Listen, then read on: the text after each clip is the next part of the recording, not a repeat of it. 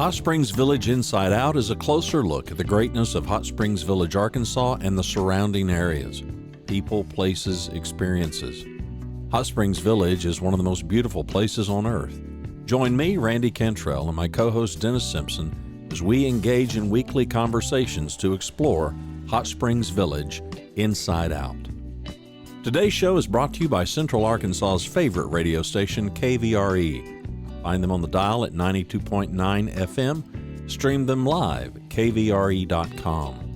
RE/MAX of Hot Springs Village. The award-winning RE/MAX of Hot Springs Village is the largest real estate office inside the village with over 30 full-time agents and support staff. Visit them to learn more about this beautiful place to solve your real estate needs. Call them today at 1-800-364-9007. Find them online at explorehsv.com. They are RE/MAX of Hot Springs Village at 1-800-364-9007 or online at explorehsv.com. Ike Eisenhower State Farm. Ike and his award-winning team have been serving the insurance needs of folks all around Hot Springs Village since 1998. Ike has qualified for State Farm's President's Club, Chairman's Circle, and Hot Springs Village Insurance Agent of the Year. Call Ike Eisenhower State Farm today at 501-984-4100. That's 501-984-4100. Find them online at ikeeisenhower.net. Call them today for all your insurance needs because, like a good neighbor, Ike Eisenhower State Farm is there. We also just wanted to give a huge thank you to the committee members that started this fundraiser that's on the 25th. Those include Amy and Roger and Tommy from Your CBD Store, Kimberly Pitts from Barbecue Pit Stop, Missy Masterson, Ziggy Ziegler. You guys, thank you from the bottom of our hearts, what you've done. Jessica Kelly with Ouachita Heat and Air. I mean, you guys have gone far and beyond for all of us in this community, and we can't thank you enough, and we appreciate you. God bless. Thank you all so much. Welcome to my new homeless friends, Daniel and Alanna. Well, not exactly homeless. Tell us what happened. What's going on? Well, so there was a fire on the morning of January 13th at our strip center. I think it started around 4:30 in the morning. I arrived at work at 6 a.m. To begin baking, and it was already full-fledged going. All the fire trucks were there. It kept going. Now the building is condemned. So even though Melinda's really just had smoke and water damage, all the electricity and plumbing was all connected. So, we cannot reopen there. We have to find a new home. Goodness. So literally when people say it can change on a dime, they mean it, right? Yep. And especially on Friday the 13th. Yeah. Well, yep. Alanna, you know what you did wrong. You got up and you went to work. See, had you laid in bed, you're like, hey, nothing happened here. Right. That's true. It's true. Messed up that day. I was in bed and Piper came downstairs to wake me up, and I was just starting to wake up, and she goes, hey, the cafe's on fire. And I thought, I was like, what kind of joke is this? On Friday the 13th. Yeah. A horrible prank. Not funny, right? Not at all. Mercy. Well, tell me what happened. What you're doing next? Where you're going? And we have a picture up on the screen of the beloved Alanna. Melinda's on the left-hand side here. So I got a million questions. So you're obviously looking for places to come in, right? But is it going to be called Melinda's? Is it? I don't know. Yes, it will be Melinda's. We really spent 6 years working and promoting and building that concept and that restaurant under the name Melinda's. And so it's of as much value to us as anything else that we do, really. Yeah. I think that's a really wonderful point. I mean, so, okay, we know you people. You've been around before. We know how this works. What are the stages? I mean, was it shock, anger, denial, acceptance, or what do you do?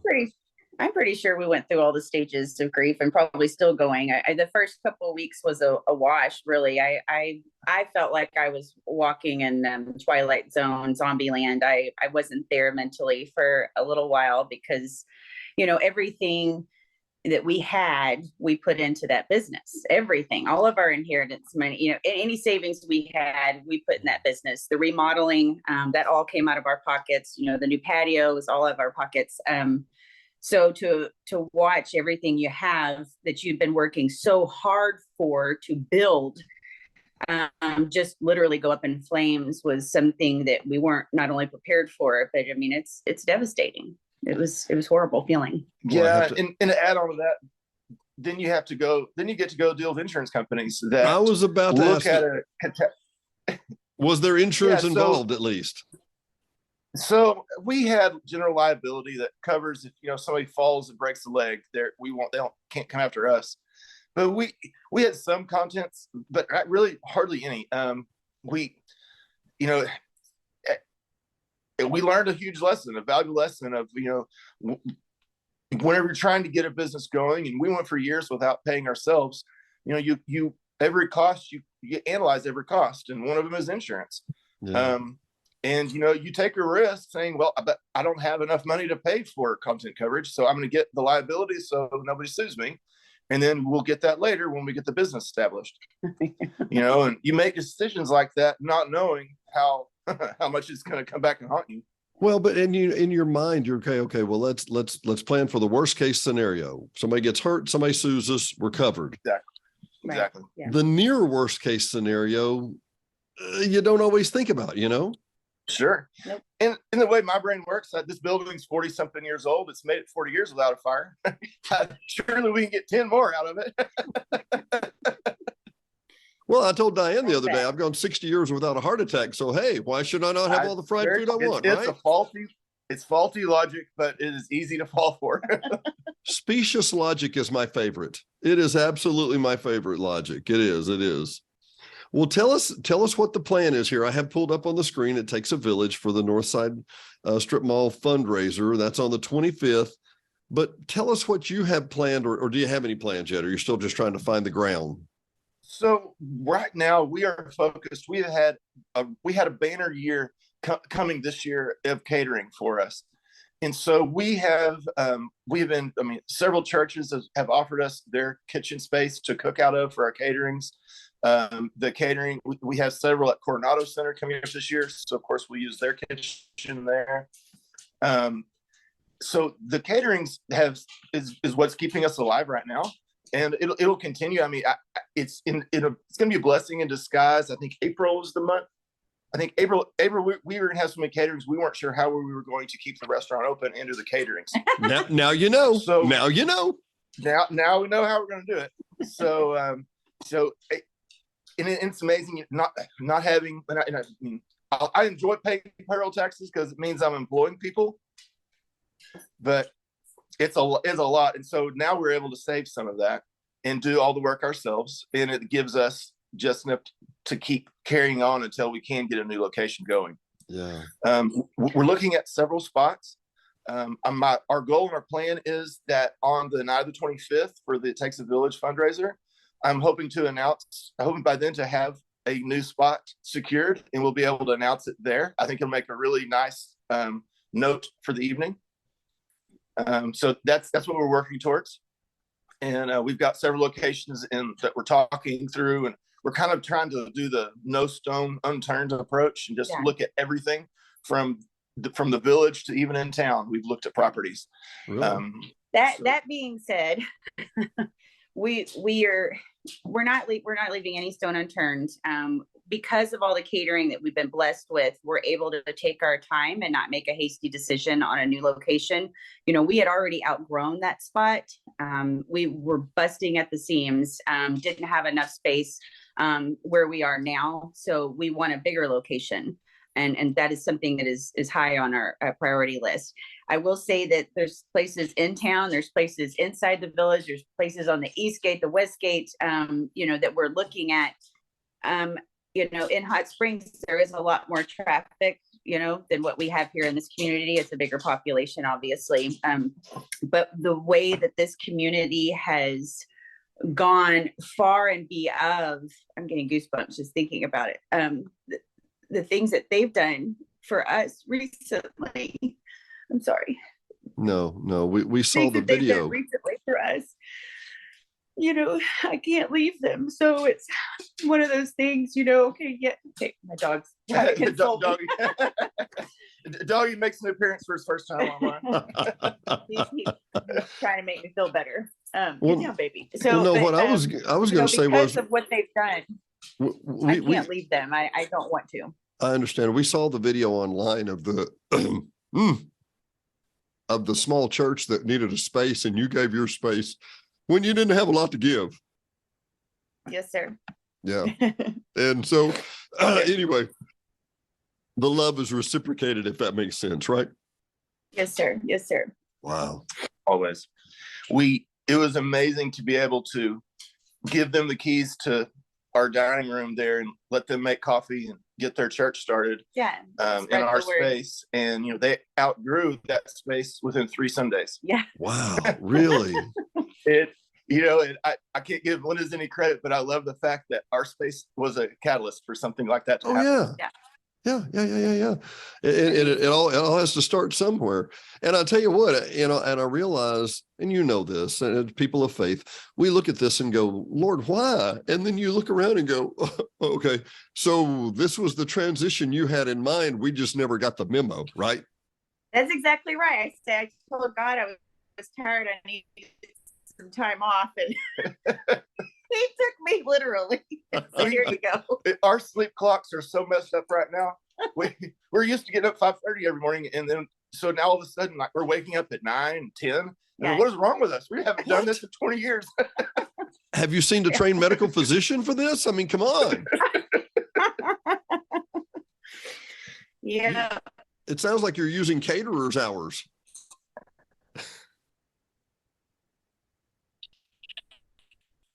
I'm sorry. Did you hear me there? We are.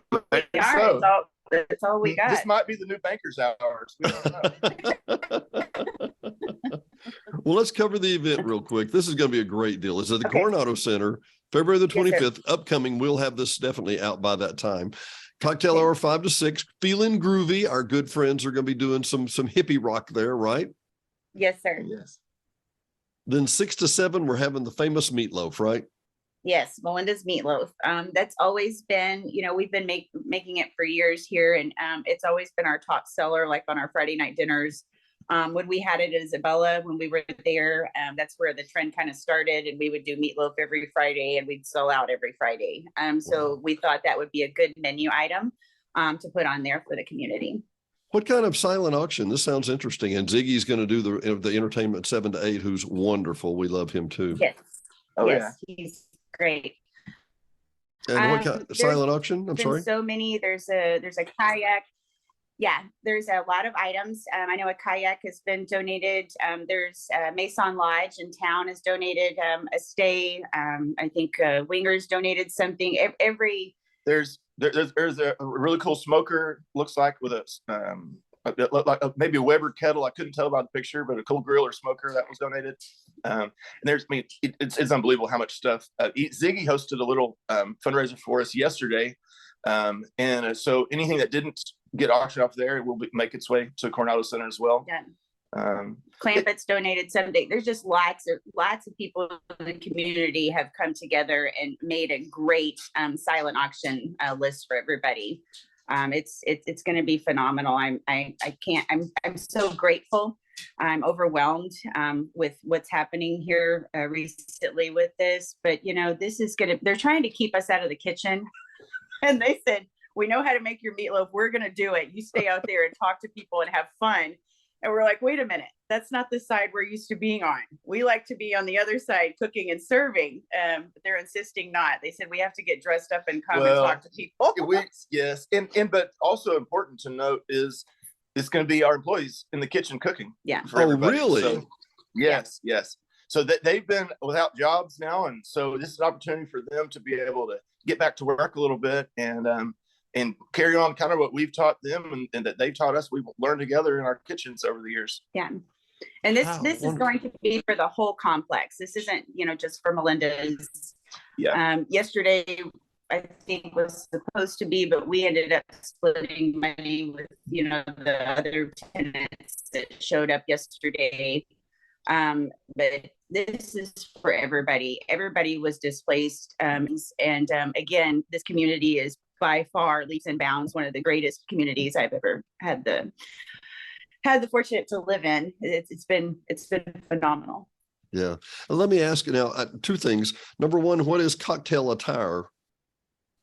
I don't know that I know.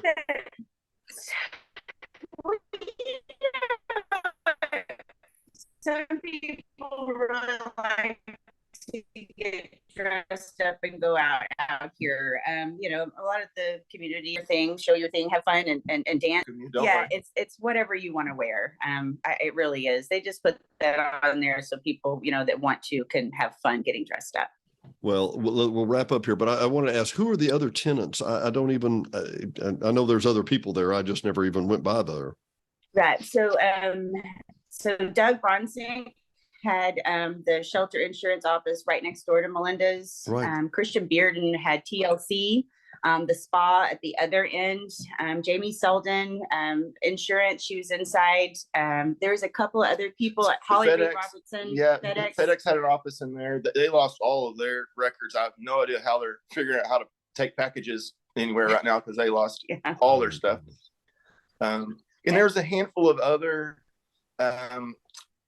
there's several small businesses that need a professional address that may or may not have ever really been there, that had a computer. Yeah, there's some people we haven't met yet. But needed it, that probably were working from home, but needed a address other than a residential address. So obviously they weren't as affected as people who are there every day, but still lost computers and contacts and telephones and printers and all the stuff that takes around an office. Yeah. So man, but there's 8 total. I think there's 8 tenants there. And really? not including the landlord also had an office there, and he was a draftsman, and he lost big large format printers and computers. Yep.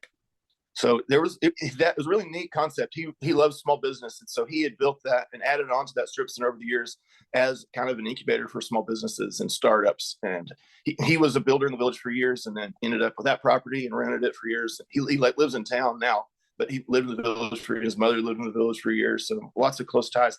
That building was actually the first commercial property built outside of the village after the village was opened. I remember. And at one point, I remember. Yeah. Been there for a while. Mm-hmm. So we don't know. The building's condemned. It'll be knocked down. I imagine the landlord, he was at the point in his life where he was ready to retire. And we'd actually been in talks of trying to figure out a way to buy that building from him so we could expand our restaurant into the rest of the building. So obviously that was not in the Lord's plans. But so I don't know what the landlord's plans are, but I would, with the bypass nearing completion, the traffic on 7, I think it's a prime piece of real estate. And so I look forward to whatever happens with it. It'd be interesting to see. Yeah, I'm eager to see. And I was going to say, the 7 really drive some foot traffic for y'all. Oh yes. One of the biggest things, a lot of people had said, please move inside the gates, or please move here, please move here. We had, I'm going to say at least a third of our clientele did not live inside the gates. Really? And we had a lot of people on their way to Lake Ouachita. We had people from Hot Springs that would drive down once a week just to get their favorite, breakfast tacos or whatever sandwich that they loved. Friday night dinners, we'd have people drive every Friday to get it. We have people from Little Rock. Yep, Little Rock. So we Melinda's, has a pretty good reach. But it took us 6.5 years to get to that point. But finally made it to that point. But I can't, see that being, beneficial if we move inside the gates, knowing I'll lose that many clients. Yeah. I think it was Huey Lewis. Think about what's best for. Yeah, I think it was Huey Lewis of Huey Lewis in the News that said it took him 10 years to be an overnight success. So right. Yeah. Sometimes there's a little more work than what pops up on the radar immediately, right? That's exactly right. Oh yes. And we're learning that. And it's... You think? It's amazing. Alanna and I have got to spend more time together the last 2.5, 3 weeks than we have in 2.5, 3 years, really. Yeah. So, little blessings like that happen along the way. And we had lunch earlier today and ran into a customer and friend. And she, of course, everyone's full of ideas of where we need to move and where we need to go. Everybody's got the best spot. Yes. We love that people are so excited about wanting to be a part of where Melinda's goes. But we both believe that we're going to look back after some point in time. We'll look back at this and believe and know that and recognize that it was the best thing that ever happened to us. We're in the middle part of getting from here to there. And that's not the fun, exciting part, but we're finding some fun, exciting things along the way. And we're meeting people. I'm terrible with remembering people's names, but I can't go to Walmart without getting stopped half a dozen times. And people that I vaguely remember, or I know they like ham on their tacos, but but they give me big hugs. And I've been a salesman in the past, so I can kind of get my way through an awkward situation until I figure out who I'm talking to, usually. But it's got to where I almost go to the store early or late so that I don't have to do it all. But it's so amazing to be a part of a community like that. Yeah. Okay, that's called an avoidance technique, and I'm letting you know. It's because we're those weird people. Like, we remember your face and we remember what you eat, what we served you. And I could serve you something one time, and then I'll see you a week later. Like, how was that country club panini? It's just a weird thing that we have. Oh, great. Here comes Ham Taco Boy, right? Yeah. Well, I'll tell you what, we're going to see you the 25th at the Coronado Center. Starts about 5 or 6. You can buy your tickets at hsvticketsales.com, hsvticketsales.com, and all to support the people that were involved in the fire. It's been great seeing y'all again. Sorry under certain circumstances. We were Randy and I were getting ready to come back around and see you again soon, but not like this. I know. Hey. I know. But it's okay. It's part of life. We can't wait to see what. Now, by the way, I'm gonna make some inference here that y'all didn't as we wrap up. And you said you had lunch with your wife today, and I was like, and that's a good thing, right? Because not everybody says that. We never get to eat lunch together. So it was like we had a date. We don't. It was awesome. We're working those hours, so yeah, it was a rarity. We were like, where do we go? What do we do? Like, so. It was interesting, but it was fun. It was a nice little change of pace. When we go here and eat, are these people going to remember what we ordered? Yeah, I don't know. Maybe. Listen, we'll see you on the 25th. Great seeing y'all again. Good to see you. Appreciate y'all. Sure. Bye-bye. Thanks for watching and listening to Hot Springs Village Inside Out, a weekly podcast starring Hot Springs Village, Arkansas. Visit the website at hotspringsvillageinsideout.com.